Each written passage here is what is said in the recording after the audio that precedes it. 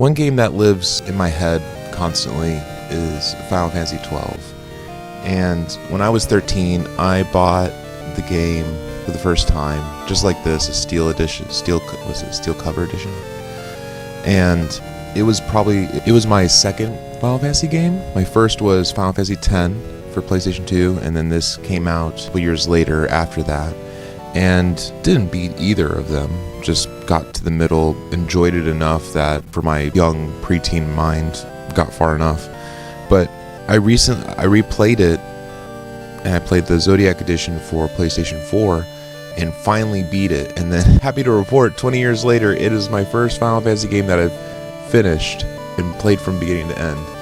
And then like a snowball, I finished 13, I finished 10, I finished 15, and I think out of the ones that I played, especially in the 3D generation and beyond, I played 7, 8, and 9. I think 12 stands above the rest because of just obviously nostalgia, but for its ability to transport you into Evil East itself.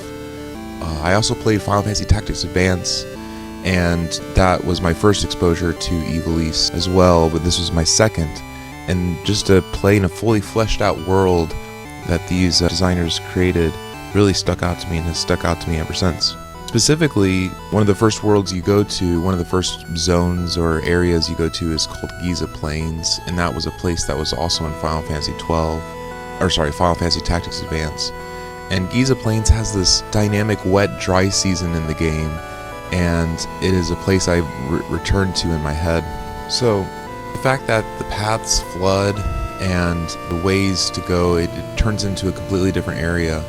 And at least for 2006, this felt rare, this felt unique, and it doesn't necessarily pause for you, it exists independently.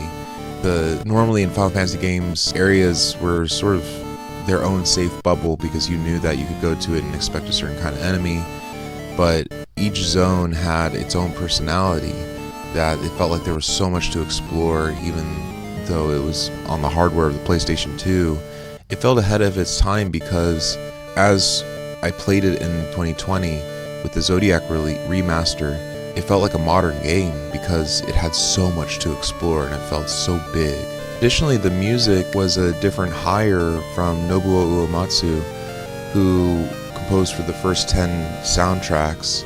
And a lot of his music's been known for catchy melodies, simplicity, but really evocative, deep meaning behind them that amplifies the character's story above and beyond what it could be without the music. The soundtrack was different. This game, Final Fantasy XII, felt like a completely different game in all aspects of that because the music wasn't about emotional melodies, it wasn't about a singular story.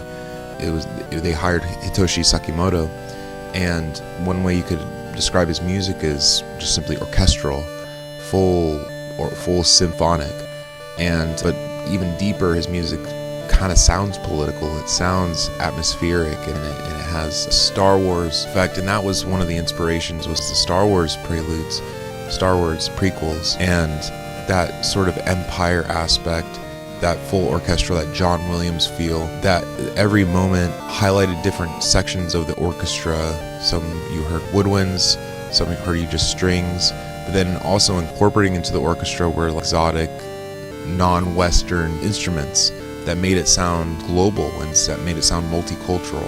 The Gambit system was a proto-automation, and it was an attempt to take systems from MMOs and put it into a non-online game, a static single-player game.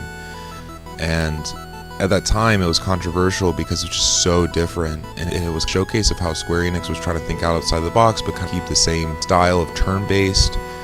And what was so fun about it was just so easy to grind, because for every enemy you killed, there was your normal experience, and that would cap out and have sort of ceiling.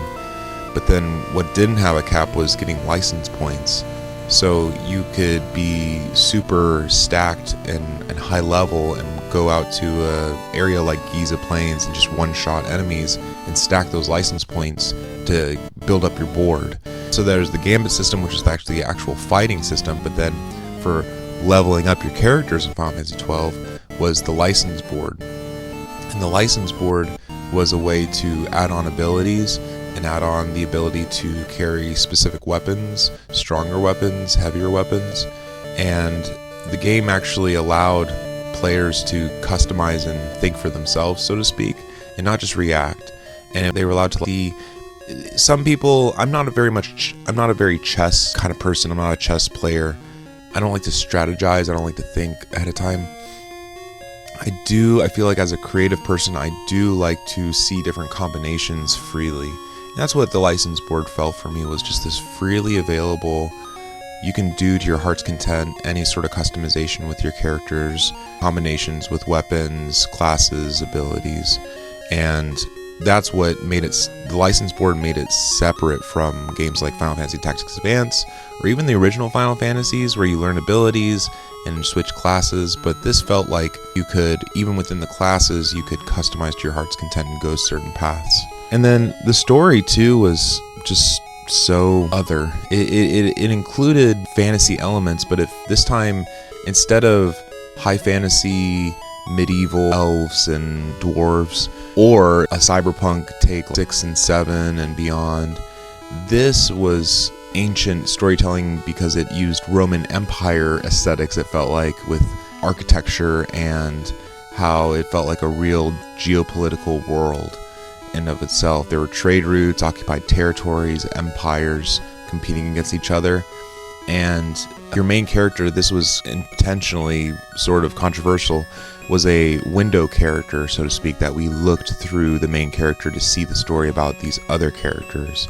And normally Final Fantasy had really compelling main characters that you followed, and each of them had maybe an equally important role. Like Final Fantasy X, between Thiede and Lulu and Waka, Yuna, all of them had a unique story to tell and had a unique perspective.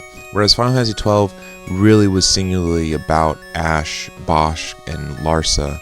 Vaughn was just this dream kid, and so it fell flat for so many of us, and it still does to this day, that he just wants to be a sky pirate. He was not dynamic. And Penelo too. She just wanted to join Vaughn on his adventures.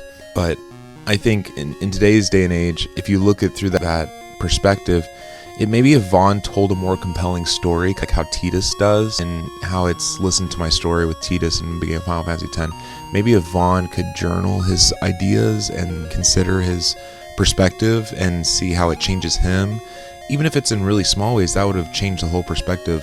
I think we would have been fine if he was a window character. I think he was just genuinely uninteresting. And then back in 2006, the game was really misunderstood at launch because it was released in the shadow of the PlayStation 3 launch, and it undersold at that time because as a culture had moved on from the PlayStation 2 to the PlayStation 3.